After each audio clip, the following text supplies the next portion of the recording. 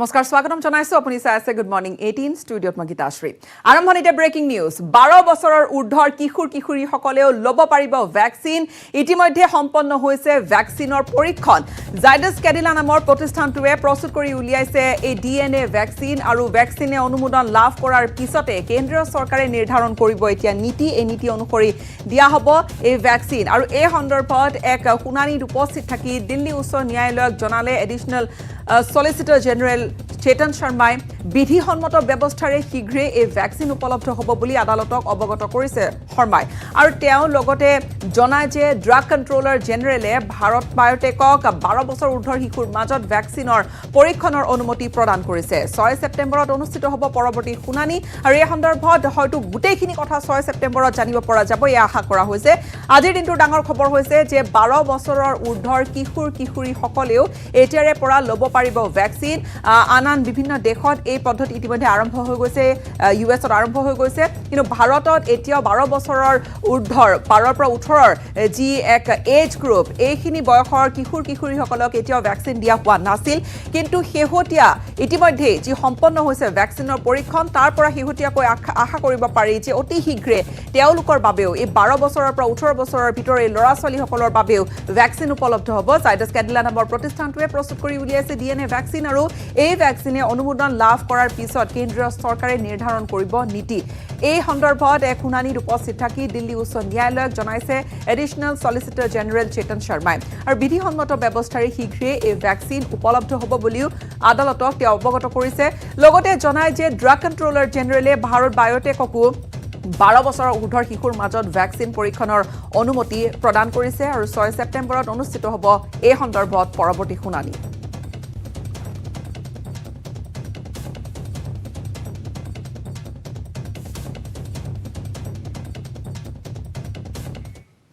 মাজুলীৰ ময়লা চাপৰিত সোৱণশিৰি নৈৰ ভয়াৱহ খহনীয়া সোৱণশিৰিত জাহ গৈছে সুৰক্ষাৰ বাবে দিয়া পাৰ্কোপাইন কেমেৰাত বন্দী হৈছে নৈ জাহ যোৱা পাৰ্কোপাইনৰ সেই দৃশ্য কৰটি পাৰ সোৱণশিৰি নদীৰ খহনীয়া ত্ৰস্তমান হৈ পৰিছে গাঁওবাসী এই যি দৃশ্য আপোনালোকে দেখিছে চাওক চপৰা চপৰে কি ধৰণে এই মাটি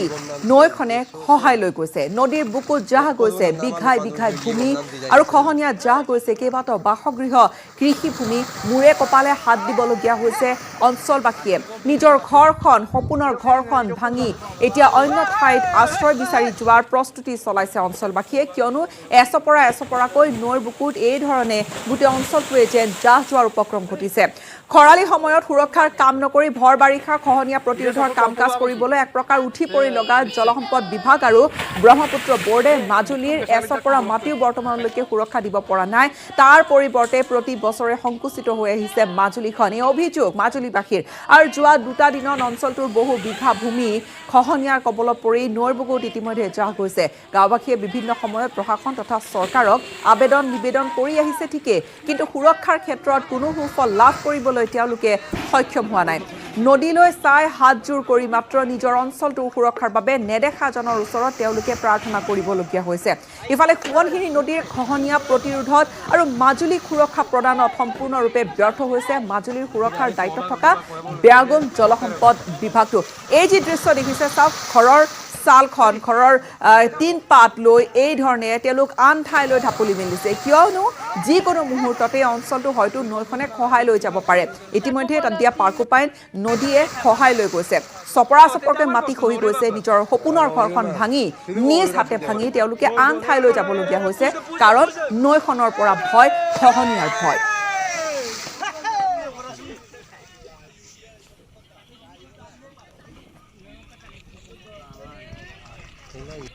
আমি বহুত বেয়া পৰিৱেশতে দেখিছোঁ আমি যিমান দেখিছোঁ যোৱা বছৰত ইপালে আছিলে বহুত দূৰত আছিলে গৰাটো ইপালে কহাই একদম গাঁৱলৈকে পাইছে এবাৰ কিন্তু এবাৰ ৰাইজে বহুত কষ্ট কৰিছে গৰাটোৰ কাৰণে কিন্তু ৰখাব পৰা নাই এতিয়া কেইটামান গড় উঠাইছে এতিয়াতো দিনক দিনে এনেকৈ বেয়া হৈ গৈছে বেয়া হৈ গৈছে এফালে কৰোনাৰ পৰিৱেশ যি সময়ত ওলাই যাব নোৱাৰি বজাৰ কৰিব নোৱাৰি আৰু আনফালে দেখা গৈছে যে আপোনালোকৰ পিছফালৰ ঘৰসমূহ ভাঙি থাকিবলগীয়া হৈছে আমি এগৰকৈ আমি উঠাই আছোঁ এতিয়া কেইদিনমানৰ আগত এইটো উঠাইছিলোঁ এতিয়া আজি এইটো উঠাইছে আৰু কেইদিনমানৰ পিছত গোটেই মানে গাঁওখনে মানে কিবা হৈ যাব নষ্ট হৈ যাব কিমান ঘৰ মানুহ আছে ইয়াত এই অঞ্চলত আছে আৰু শিলচৰত জব্দ কৰা হৈছে 1 কোটি টকা মূল্যৰ নিচাজাতীয় দ্ৰব্য উদ্ধাৰ হোৱা নিচাজাতীয় সামগ্ৰীখিনিৰ ভিতৰত আছে টেবলেট হেৰইন আৰু লগতে গাঞ্জা এখন ট্ৰাকৰ পৰা আৰক্ষীয়ে জব্দ কৰিবলৈ সক্ষম হৈছে এইখিনি নিচাজাতীয় দ্ৰব্য আৰক্ষীয়ে ট্ৰাকখন জব্দ কৰাৰ লগতে গ্ৰেপ্তাৰ কৰিছে মহম্মদ সেলিম উদ্দিন নামৰ এজন যুৱকক গোপন সূত্ৰৰ পম খেদি শিলচৰ আৰু ইম্ফল সংযোগী 37 নম্বৰ ৰাষ্ট্ৰীয় ঘাইপথৰ কণ্ঠগ্ৰামত আৰক্ষীয়ে অভিযান চলাইছিল ইফালে লক্ষীপুৰৰ দিলীপ সিং নামৰ এজনৰ ঘৰতো অভিযান চলাই আৰক্ষীয়ে উদ্ধাৰ কৰিছে প্ৰায় 5.5 কিলোগ্ৰাম সন্দেহযুক্ত গাঞ্জা আৰু এই ঘটনা সন্দৰ্ভত আৰক্ষীয়ে গ্ৰেপ্তাৰ কৰিছে দিলীপ সিঙক শিলচৰত জব্দ কৰা হৈছে 1 কোটি টকা মূল্যৰ নিচাজাতীয় সামগ্ৰী উদ্ধাৰ হোৱা নিচাজাতীয় দ্ৰব্যখিনিৰ ভিতৰত আছে টেবলেট আছে গাঞ্জা হেৰইনো আছে আৰু এখন ট্ৰাকৰ পৰা আৰক্ষীয়ে জব্দ কৰিছে নিচাজাতীয় সামগ্ৰীখিনি আৰক্ষীয়ে ট্ৰাকখন জব্দ কৰাৰ লগতে গ্ৰেপ্তাৰ কৰিছে মহম্মদ সেলিম উদ্দিন নামৰ যুৱকজনক গোপন সূত্ৰৰ পমখিনি শিলচৰ আৰু ইম্ফল সংযোগী 37 নম্বৰ ৰাষ্ট্ৰীয় ঘাইপথৰ কণ্ঠগ্ৰামত আৰক্ষীয়ে চলাইছিল অভিযান আৰু ইফালে লক্ষীপুৰৰ দিলীপ সিং নামৰ এজনৰ ঘৰতো আৰক্ষীয়ে অভিযান চলাই গাঞ্জা উদ্ধাৰ কৰিছে প্ৰায় 5.5 কিলোগ্ৰাম আৰু এই ঘটনা সন্দৰ্ভত ইতিমধ্যে ব্যক্তিজনক গ্ৰেপ্তাৰ কৰিছে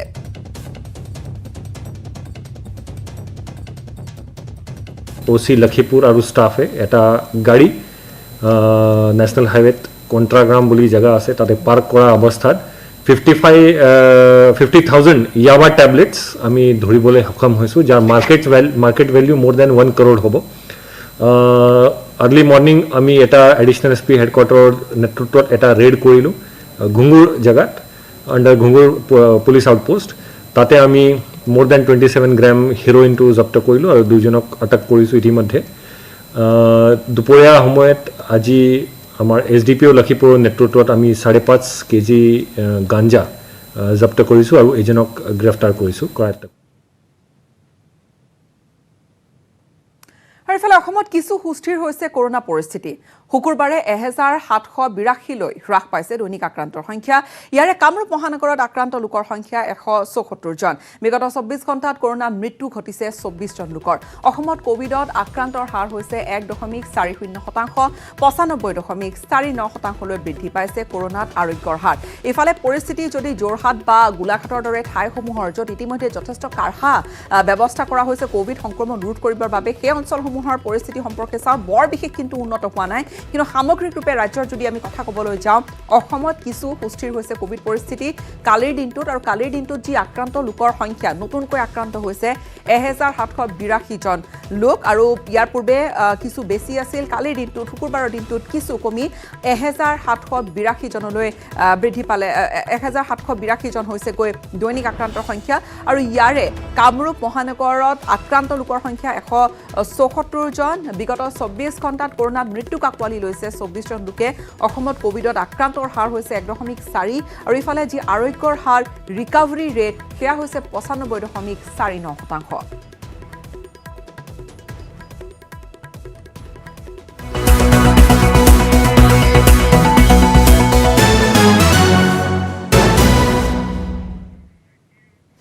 অতিৰিক্ত কৰ আৰোপ নকৰাকৈ বাজেট দাখিল কৰাৰ বাবে বিত্তমন্ত্ৰীক উচ্চ প্ৰশংসা কৰিলে মুখ্যমন্ত্ৰীয়ে বাজেটক জনকল্যাণমুখী বাজেট বুলি অভিহিত কৰি বাজেটে নিৰ্বাচনী প্ৰতিশ্ৰুতি পূৰণ কৰিছে বুলিও মন্তব্য কৰে মুখ্যমন্ত্ৰী ডক্টৰ হিমন্ত বিশ্ব শৰ্মাই এখন পূৰ্ণাংগ বাজেট দাখিল কৰিছে আমি সঁচাকৈ অত্যন্ত গৰ্বিত অনুভৱ কৰিছোঁ আৰু এখন জনকল্যাণমুখী বাজেট অসমৰ জনসাধাৰণক উপহাৰ দিয়াৰ বাবে মই বিত্তমন্ত্ৰী অজন্তা নেওগ ডাঙৰীয়ানীক অসম মন্ত্ৰীসভাৰ হৈ আমাৰ মিত্ৰজোঁটৰ সমূহ বিধায়কৰ হৈ আৰু অসমবাসী ৰাইজৰ হৈ ধন্যবাদ আৰু অভিনন্দন জ্ঞাপন কৰিছোঁ প্ৰায় 1,07,000 কোটি টকা ব্যয়েৰে এই বিত্তীয় বৰ্ষৰ বাবে শ্ৰীমতী নেওগ ডাঙৰীয়ানীয়ে এখন পূৰ্ণাংগ বাজেট দাখিল কৰিছে এই বাজেটত আমি নিৰ্বাচনৰ সময়ত দিয়া কেইটামান প্ৰতিশ্ৰুতি পূৰ্ণাংগ ৰূপত পালন কৰাৰ বাবে ৰূপৰেখা দাঙি ধৰিছোঁ মাইক্ৰ ফাইনেন্সৰ ঋণৰ পৰা 26 লাখ মহিলাক মুক্ত কৰাৰ বাবে হওক 1 লাখ চাকৰিৰ জৰিয়তে নিবনুৱা যুৱক যুৱতীক কৰ্মসংস্থাপনৰ পথ দেখুওৱা হওক আমি দুইটা নিৰ্বাচনী প্ৰতিশ্ৰুতি পালনৰ ৰূপৰেখা এই বাজেটত অংকন কৰিব পাৰিছোঁ অৰুণোদয় আঁচনিৰ হিতাধিকাৰীৰ সংখ্যা প্ৰতিটো সমষ্টিত প্ৰায় 5,000লৈকে বৃদ্ধি কৰি আৰু অৰুণোদয় আঁচনিৰ ধন 1,000 টকালৈ বৃদ্ধি কৰি বিত্তমন্ত্ৰী ডাঙৰীয়ানীয়ে আমাৰ অসমৰ আই মাতৃসকলৰ শ্ৰীচৰণত আমাৰ শ্ৰদ্ধাঞ্জলি নিবেদন কৰিছে। এই বাজেটৰ জৰিয়তে অসমত কৃষি বিপ্লৱৰ এক আৰম্ভণিৰ কথা কোৱা হৈছে। এখন এগ্ৰিকালচাৰেল কমিশ্যন বা কৃষি আয়োগ নিৰ্মাণৰ জৰিয়তে অসমত অনাগত 5টা বছৰত আমি যাতে এগ্ৰিকালচাৰ, হৰ্টিকালচাৰ, ডায়েৰী আৰু ভেটেনাৰী প্ৰডাক্টসমূহত স্বাৱলম্বী হ'ব পাৰোঁ তাৰ এক ৰূপৰেখা অংকনৰ কথা এই বাজেটত কোৱা হৈছে। অসমৰ প্ৰতিখন গাঁৱতে একোটাকৈ ৰাজহুৱা পুখুৰী নিৰ্মাণেই হওক, অসমৰ গাই গৰুক উচ্চ মানদণ্ডলৈ লৈ যোৱাৰ বাবে ছেক্স ছৰ্টেড আৰ্টিফিচিয়েল ইনচেমিনেশ্যনে হওক, কেইবাটাও যুগান্তকাৰী ধাৰণাৰ কথা বিত্তমন্ত্ৰী ডাঙৰীয়ানীয়ে বাজেটত উল্লেখ কৰিছে। অসমৰ প্ৰাথমিক বিদ্যালয়সমূহলৈকে অংগনবাদী কেন্দ্ৰসমূহলৈকে বিদ্যুতৰ যোগান আৰু আমাৰ ৰাজ্যখনত বিশেষকৈ স্বাস্থ্য খণ্ডটোলৈ অভূতপূৰ্ব বৰঙণি আগবঢ়াই 1,000খন নতুন হস্পিটেল স্থাপনৰ প্ৰস্তাৱ এই বাজেটত দাখিল কৰা হৈছে। আৰু ইফালে ডক্টৰ হিমন্ত বিশ্ব শৰ্মাৰ চৰকাৰৰ প্ৰথমখন বাজেটক লৈ প্ৰতিক্ৰিয়া ব্যক্ত কৰিছে শাসক বিৰোধী পক্ষৰ বিধায়কসকলে। মহিলা বিত্তমন্ত্ৰী অজন্তা নেওগ ডাঙৰীয়ানীয়ে 2021-22 পূৰ্ণাংগ বাজেট উত্থাপন কৰিলে। আমি গোটেইখন বাজেট এতিয়াও বিস্তাৰিতভাৱে চাবলৈ সময় পোৱা নাই। তথাপিতো বাইদেউৰ যিখন বাজেট, এই বাজেটখনত যেন এবছৰতকৈ কেইবাবছৰৰ কথাবিলাকেই উল্লেখ আছে, যিটো যোৱা সময়ছোৱাত হৈ আছে। প্ৰকৃততে এটা বছৰৰ ইনকাম আৰু এক্সপেণ্ডিচাৰ দুইখিনি থাকিব লাগে বাজেটবিলাকত, কিন্তু দেখা গৈছে যে যোৱা সময়ছোৱাত চৰকাৰে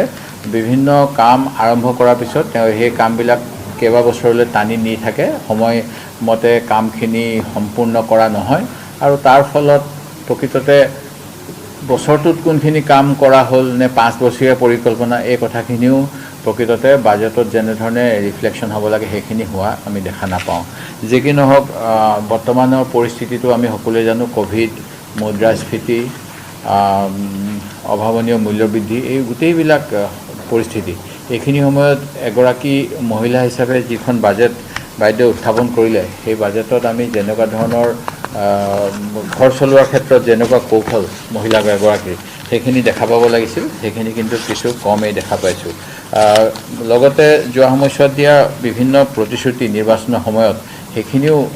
এই বাজেটত তেওঁলোকে নিৰ্বাচনৰ সময়ত কৈছিল যে আমাক বিজেপিক চৰকাৰলৈ আনক আৰু আমি বহুখিনি আঁচনি আপোনালোকক দিম। সেই আঁচনিৰ কিন্তু বহুখিনি ইয়াতে দেখিবলৈ পোৱা নাই বা আংশিকভাৱেহে দেখা পাইছোঁ। এটা কথা আছিল যে মহিলাসকলৰ ভোট তেখেতসকলৰ মুখেৰে কৈছিল যে আমি বেছিকৈ যুৱক আৰু মহিলাসকলৰ পৰা ভোট পাইছোঁ, আৰু মহিলাসকলক তেখেতসকলে কৈছিল অৰুণোদয় আঁচনিৰ 3,000 টকালৈ বৃদ্ধি কৰা হ'ব আৰু 30 লাখ লোকক দিয়া হ'ব। এই বিধানসভাত আজি যদিও কৈছে যে 20 লাখ লোক কভাৰ হৈ আছে, আমাৰ বিধানসভাৰ এই যোৱা 3-4 দিনৰ এটা তথ্য আছে য'ত 17 লাখ আৰু কেইহাজাৰমান ব্যক্তিহে অৰুণোদয় আঁচনিৰ অধীনত পৰিয়াল অন্তৰ্ভুক্ত হৈ আছে। তেখেতসকলক আজি 830 টকাৰ পৰা 1,000 টকা অৰ্থাৎ 170 টকা বৃদ্ধি কৰা হ'ল, যিটো তেওঁলোকে প্ৰতিশ্ৰুতি দিছিল 2,170 টকা বৃদ্ধি কৰিম বুলি। আজি মুখ্যমন্ত্ৰী মাননীয় সেই সময়ৰ বিত্তমন্ত্ৰী 18ৰ বাজেট, 16ৰ বাজেট, ভোটক একাউণ্টৰ বাজেট, আমাৰ 20-21, এই সকলোবিলাকৰ যদি আমি চাওঁ পাতে পাতে তাত বিফলতা দেখা যায়। আপোনালোকে কালি আমি যদি সময় পায় আপোনালোকে সুধিলে প্ৰতিটো কথা আমি ক'ম। টি গাৰ্ডেনক তেওঁলোকে কমিটমেণ্ট কৰিছিল যে 350 টকা আমি দৈনিক মজুৰি দিম। এতিয়া 350-51 টকাৰ পৰিৱৰ্তে 38 টকা দিছে, য'ত ইলেকশ্যনৰ সময়ত 50 টকা দিয়াৰ কথা তেওঁলোকে ঘোষণা কৰিছে। আজি আমি ভাবিছিলোঁ যে এই সময়খিনিত মানুহে সকাহ পাব, যিটো মূল্য বৃদ্ধি হৈছে সেই বৃদ্ধিয়ে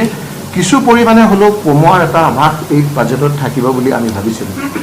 কিন্তু গতানুগতিকটো নহয়েই, একেবাৰে সকলোতকৈ এখন বেয়া বাজেট বুলি আমি ক'ব পাৰোঁ। আৰু এই বাজেটত দুখীয়া মানুহৰ সকাহ হ'ব পৰা এই কোভিড-19ত কোনো ধৰণৰ ৰিফ্লেকশ্যন আমি দেখা নাপালোঁ। অসমৰ ভিতৰতে ৰাজহুৱা খণ্ডৰ বৃহৎ বস্ত্ৰ উদ্যোগ ৰঙিয়াৰ তুলসীবাৰীৰ এপল মিললৈ ধাৰ্য কৰা হৈছে 12 কোটি টকা। যোৱা 4.5 বছৰ ধৰি বন্ধ হৈ থকা মিলটোৰ কৰ্মচাৰীসকলৰ VRS প্ৰদানৰ বাবে ৰাজ্য চৰকাৰে বাজেট অধিৱেশনত সিদ্ধান্ত গ্ৰহণ কৰিছে। কৰ্মচাৰীসকলক সন্মান সহকাৰে বিদায় দিবৰ বাবে সিদ্ধান্ত গ্ৰহণ কৰা হৈছে আৰু অসম পলিষ্টাৰ সমবায় সমিতি লিমিটেডৰ কৰ্মচাৰীসকলে সন্মান সহকাৰে বিদায় পাব। এপল মিলৰ ভূমি আৰু সম্পত্তিসমূহ চৰকাৰে গ্ৰহণ কৰি তাত অন্য উদ্যোগ প্ৰতিষ্ঠান স্থাপন কৰিব। লগতে এপল মিলৰ সকলো দেনা প্ৰতিশোধ কৰিব বুলি সিদ্ধান্ত গ্ৰহণ কৰিছে বাজেটত। উল্লেখযোগ্য যে এবছৰ পূৰ্বেও বাজেটত এপল মিলৰ কৰ্মচাৰীসকলৰ বাবে VRSৰ 15 কোটি টকা ধাৰ্য কৰা হৈছিল, কিন্তু সেই কথা বহুলভাৱে প্ৰচাৰিত হৈছিল, কিন্তু VRSৰ ধনৰাশি মোকলাই নিদিলে চৰকাৰে। কৰ্মচাৰীসকললৈ স্বেচ্ছামূলক অৱসৰ আঁচনি। অধ্যক্ষ মহোদয়, আমাৰ চৰকাৰে বিবেচনা কৰে যে অসম পলিষ্টাৰ সমবায় সমিতি লিমিটেডৰ কৰ্মচাৰীসকলক সন্মানজনকভাৱে বিদায় পোৱাটো উচিত, কাৰণ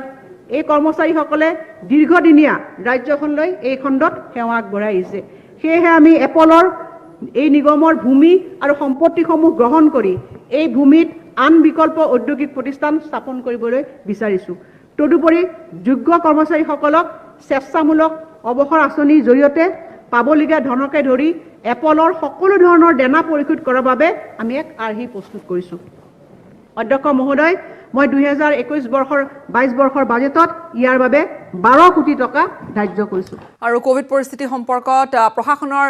ব্যৱস্থাৰ মাজলৈ আহিছোঁ। কোভিডক লৈ যথেষ্ট কঠোৰ হৈ পৰিছে মহানগৰ আৰক্ষী প্ৰশাসন। প্ৰান্তে প্ৰান্তে আৰক্ষী অভিযান চলাইছে, কোভিড বিধি নমনা লোকক জৰিমনা বিহিছে। এয়া কিছু আমি দৃশ্য দেখুৱাইছোঁ গুৱাহাটী মহানগৰীত চলা অপাৰেশ্যনৰ দৃশ্য, আৰু এয়া বশিষ্ঠৰ আশে পাশে এই ধৰণে ইয়াত অভিযান চলোৱা পৰিলক্ষিত হৈছে। কোভিডক লৈ যথেষ্ট কঠোৰ হৈ পৰিছে মহানগৰ আৰক্ষী। যথেষ্ট যোৱা 2-3 দিনৰ পৰা দেখা গৈছে যে নিশাৰ ভাগলৈ সান্ধ্য আইনৰ ভংগ কৰি নিশাৰ ভাগলৈ সান্ধ্য ভ্ৰমণ কৰিবলৈ ওলাই অহা বা তেনেকৈ এনেই ঘূৰি ফুৰা লোকসকলক ধৰিছে, সোধা পোছা কৰিছে আৰু ক'ৰবাত প্ৰয়োজন হ'লে জৰিমনা বিহিছে আৰক্ষীয়ে।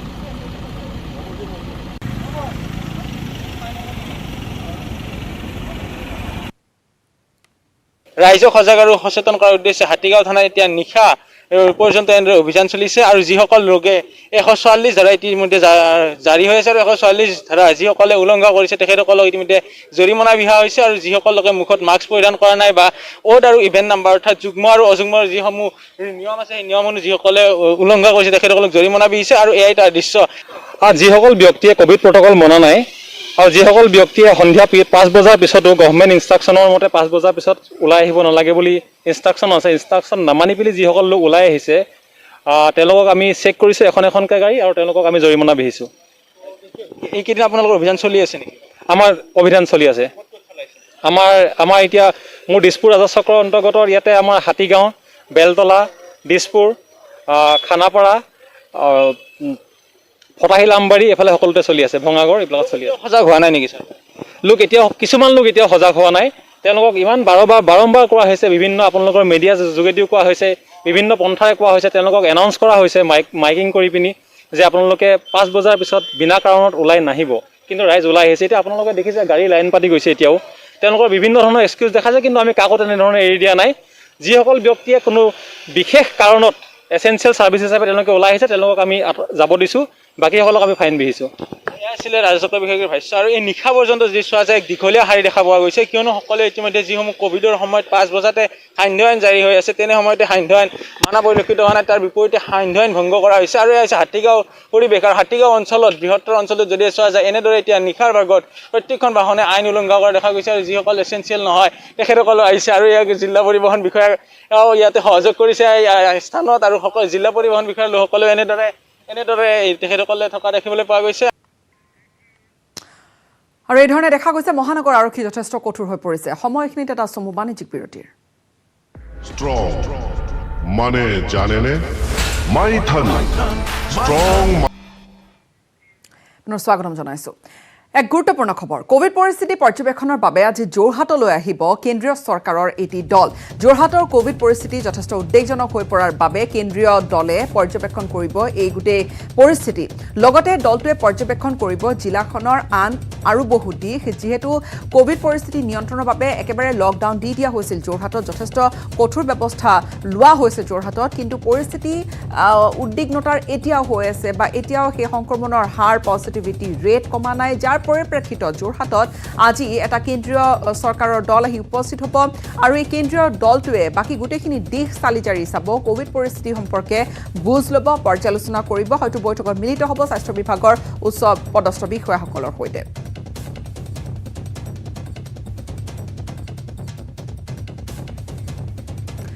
যোৰহাটৰ পৰা আমাৰ এই মুহূৰ্তত সাংবাদিক গৌতম বৰাৰ সৈতে সংযুক্ত হৈছো গৌতম যোৰহাটৰ পৰিস্থিতি উদ্বেগজনক হৈ পৰা পৰিপ্ৰেক্ষিতত আজি এটা দল আহিব এই দলটো স্বাস্থ্য বিভাগৰ সৈতে কোনো বৈঠকত মিলিত হ'ব গৌতম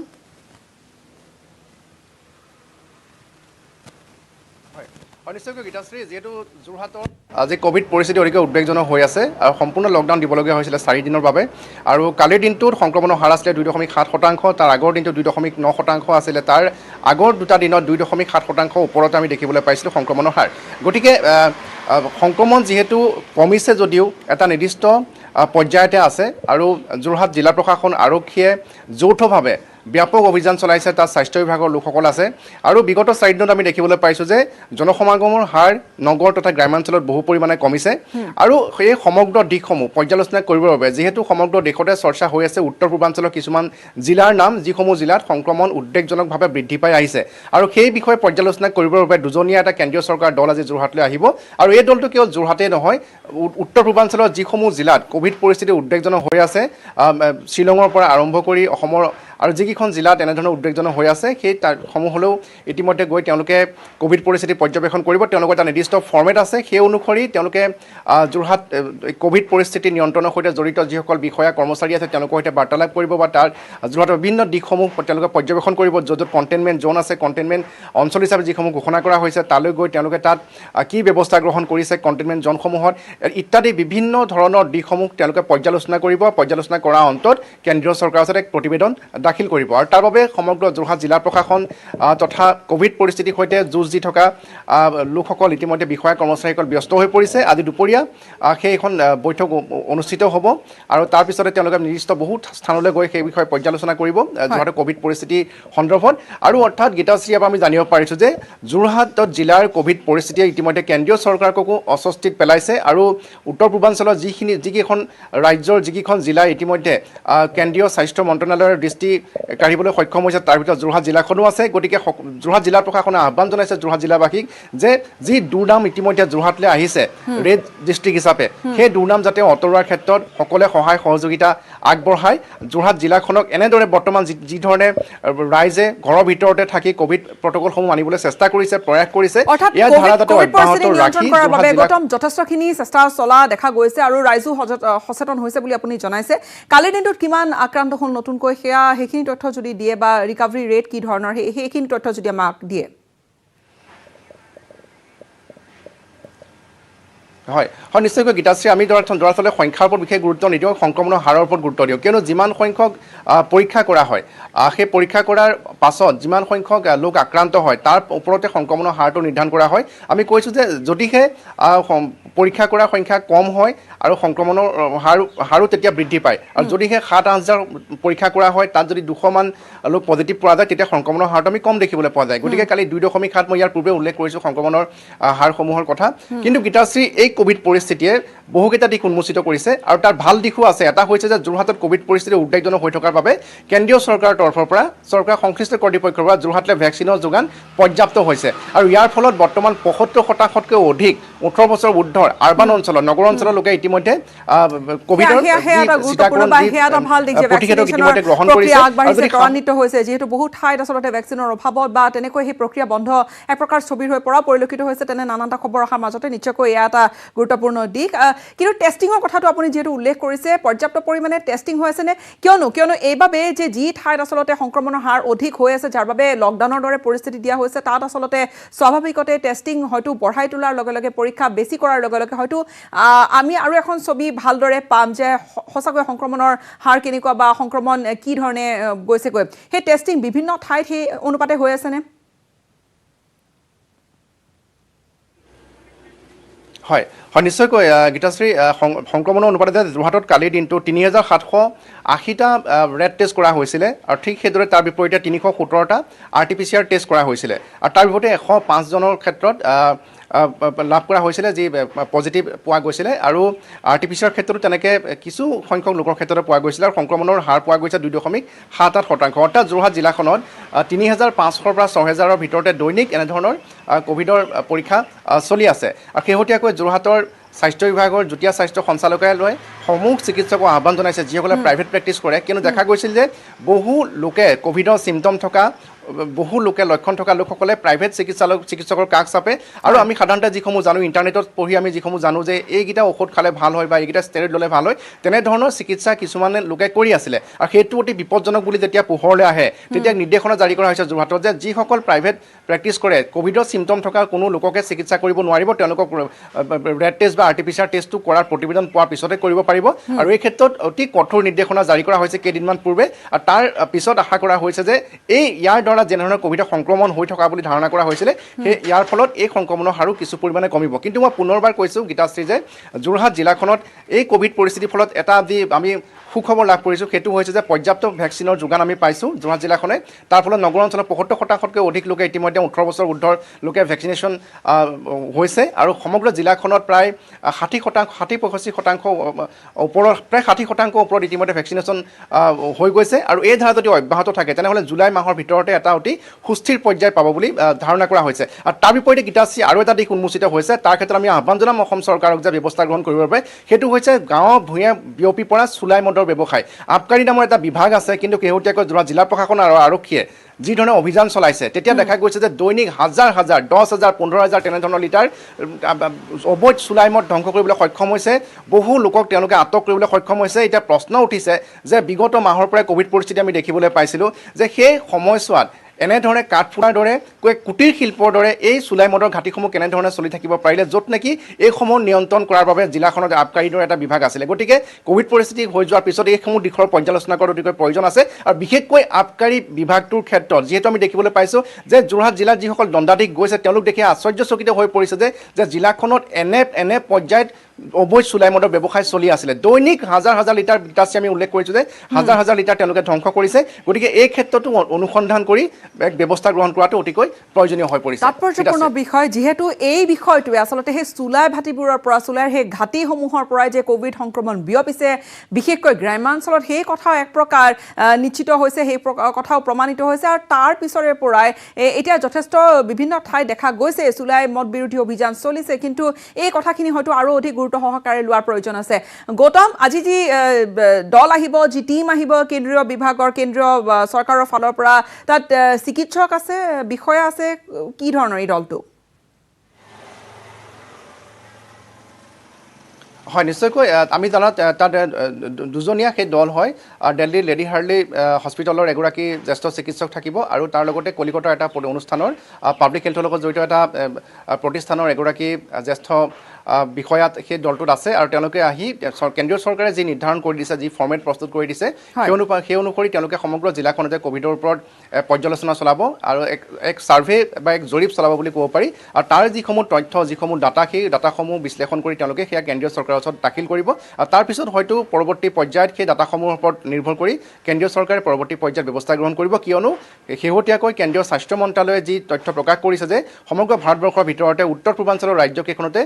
কোভিড পৰিস্থিতি অতিকৈ উদ্বেগজনক হৈ পৰিছে ধন্যবাদ জ্ঞাপন কৰিছোঁ গৌতম আমাক সামগ্ৰিকৰূপে আপুনি সকলোখিনি কথা জনোৱাৰ বাবে আৰু এই দুজনীয়া টিম এটা আহিব কেন্দ্ৰীয় চৰকাৰৰ এই টিম এই দল আৰু চিকিৎসক বিষয়া থকা এই দল বুলি জানিব পৰা গৈছে এই দলটোৱে সম্ভৱতঃ কালিৰ দিনটোত আমি শোণিতপুৰত তেওঁলোকক দেখিছিলোঁ আৰু শোণিতপুৰতো তেওঁলোকে পৰ্যালোচনা কৰিছিল পৰিস্থিতি আৰু তাৰপিছত তেওঁলোকে যোৰহাটত এতিয়া এই বৈঠকত মিলিত হ'ব আৰু যি পৰিস্থিতি উদ্বেগজনক হৈ পৰিছে কোভিড পৰিস্থিতি যোৰহাটত সেই বিষয়ে বুজ ল'ব